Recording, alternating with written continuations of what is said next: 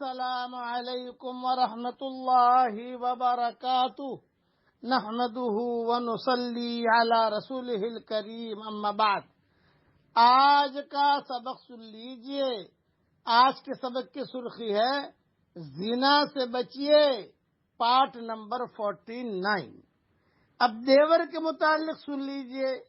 حضرت محمد صلی اللہ علیہ وسلم سے کسی نے پوچھا کہ اللہ کے رسول، دیور یعنی شوہر کا بھائی کے متعلق آپ کیا فرماتے ہیں؟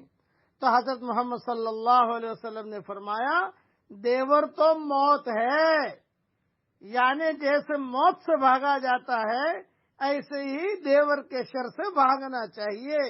اس لیے کہ پرائے آدمی کو برائی کے اندر مبتلا ہونے کے لیے تدبیریں کرنی پڑیں گی، اور یہ تو گھر کا فرد ہے۔ گھر کا بھیدی لنگ کا ڈھائے، اگر خدا نہ کرے آنکھ لڑ گئی اور برائی میں مبتلا ہو گئے تو زندگی بھر برائیاں ہوتی رہیں گی اور پتہ بھی نہ چلے گا۔ بقول کسی شاعر کے، پردہ دری کا یہ نتیجہ نکلا، جسے سمجھتے تھے بیٹا وہ بھتیجا نکلا۔ اس لیے ذہن میں رکھنا کہ یہ دیور اس سے بھی پردہ ہے اور بہت ہی اہم ہے۔ یہ حدیث جو میں نے بیان کی صحیح بخاری شریف میں ہے، حدیث نمبر 3934۔ اس لیے زنا سے بچنے کا خوب اہتمام کیجیے۔ اب ایک دعا پڑھا رہا ہوں، اسے یاد کر لیجیے۔ یہ حضرت عیسیٰ علیہ السلام کے مخلص ساتھیوں کی دعا ہے۔ ہمیں بھی اصل کامل مومنین میں اپنا شمار کروانے کے لیے یہ دعا مانگنا چاہیے۔ عیسیٰ علیہ السلام کے جو مخلص ساتھی تھے یہ دعا مانگتے تھے۔ پڑھیے میرے ساتھ، ربنا آمنا بما انزلت واتبعنا الرسول